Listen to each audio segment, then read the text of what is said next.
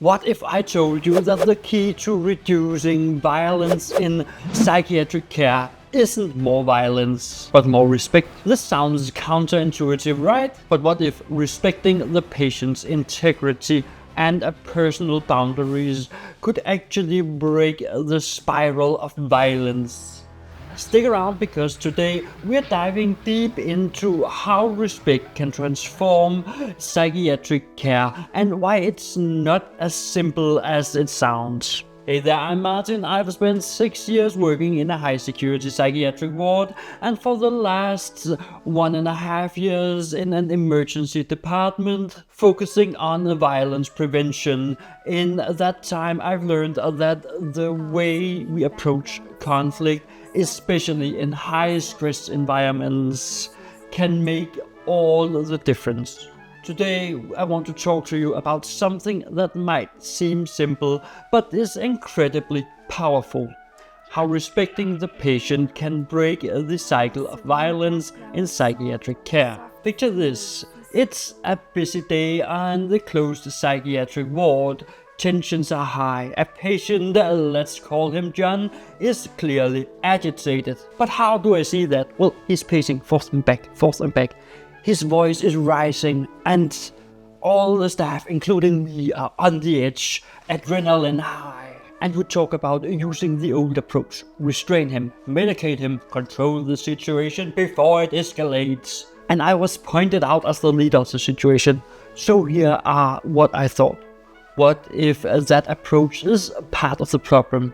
What if the very act of trying to control John is what pushes him over the edge? And the mind starts to finding other situations like this. There was one early in my psychiatric career. We had a patient who was prone to violent outbursts. The standard protocol was to intervene quickly, often with physical restraint.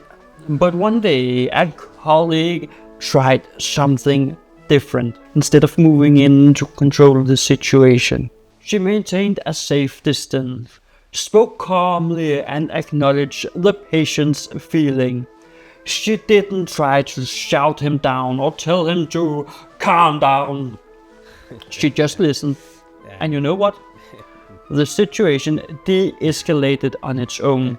No restraint, no medication, just respect. And that was the memory that popped forth in my mind as I stood in the new situation where I did exactly the same, and it worked. And this isn't just anecdotal or memories. Research and practical projects have shown that when healthcare providers focus on de-escalation techniques like maintaining a respectful distance, using calm and clear communication, and acknowledging the patient's emotions, they can significantly reduce the need for corrective measures. In one project at a closed psychiatric unit in Denmark, the use of restraints dropped by 40% in just 1 year.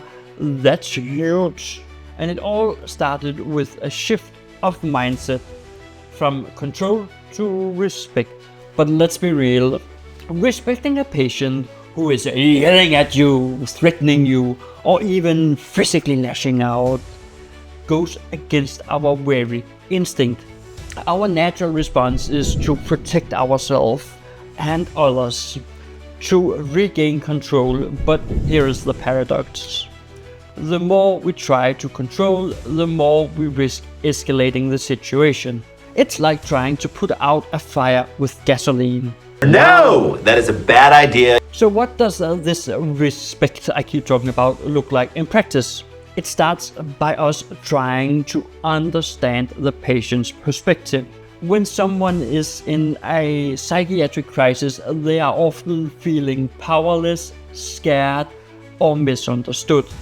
Their behavior might be aggressive, but underneath that aggression is usually pain or fear. If we can recognize that, and if we can see the person behind the behavior, we can start to break the cycle. One technique that's proven effective is the concept of stress zones. Imagine a patient's stress level as a traffic light, green, yellow and red. In the green zone, the patient is calm. In the yellow zone, they're starting to get agitated, but there's still room for dialogue. In the red zone, they're in full-on crisis mode. The key is to intervene early in the yellow zone before things escalate to the red. How? By using open-ended questions, offering choice and showing empathy. It's about giving the patient a sense of control, even in a situation where they might feel completely out of control. I'll never forget a patient I worked with who had a history of violent outbursts. One day he started to get agitated, yelling, pacing, the entirety of a person trying to signal they're agitated. And instead of moving in to restrain him, I stayed back and said, "I can see you are really upset. What's going on?" That's a simple question, acknowledging his feelings and giving him a chance to express himself changed everything. He started to talk, and as he talked, he calmed down. By the end of the conversation, he was sitting quietly, and the crisis had passed. No restraints, no medication, just respect. But here's the thing. Respect isn't just about how we interact with patients in the moment. It's also about the culture we create in our healthcare settings. In many psychiatric units, there's a history of using coercion as a first resort. It's not because the staff are bad people. It's because they are often overworked, under-resourced, and trained to prioritize safety over everything else. But when we shift that culture, when we prioritize respect and collaboration, we can create an environment where violence is less likely to occur in the first place. Oh, is it that simple? In one unit I worked in, we started holding regular debriefs after incidents. We'd sit down as a team and talk about what happened, what worked and what didn't. It wasn't about blaming anyone. It wasn't about saying, "Oh, you did so wrong." It was about learning and improving. Over time, we started to see patterns. We realized that certain faces or actions were triggering patients, and we worked on changing those. We also started to involve patients in their care plans and giving them a say in their treatment. And you know what? The number of violent incidents dropped, not because we were controlling the patients better, but because we were respecting them more. And of course, this isn't a magic solution. There will always be situations where restraints or medications is necessary to protect the patient and others. But those situations should be the exception, not the rule.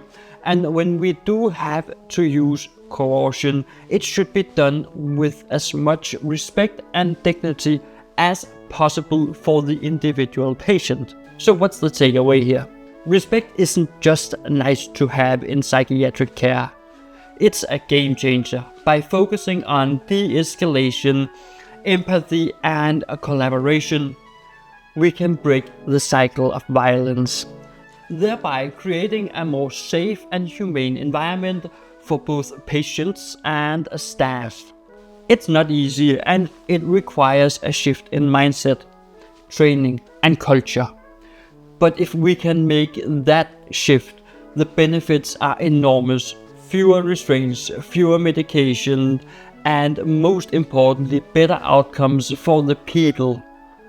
And I do mean all the people. The patients have better outcomes in the treatment, and the staff has fewer work-related injuries. And talking about better outcomes, this video will help you to be a better nurse and come with better outcomes for your patients. So make sure that you check it out, and I'll be seeing you over there. And YouTube thinks you will love this video. So check it out, and I'll look forward to seeing you over there.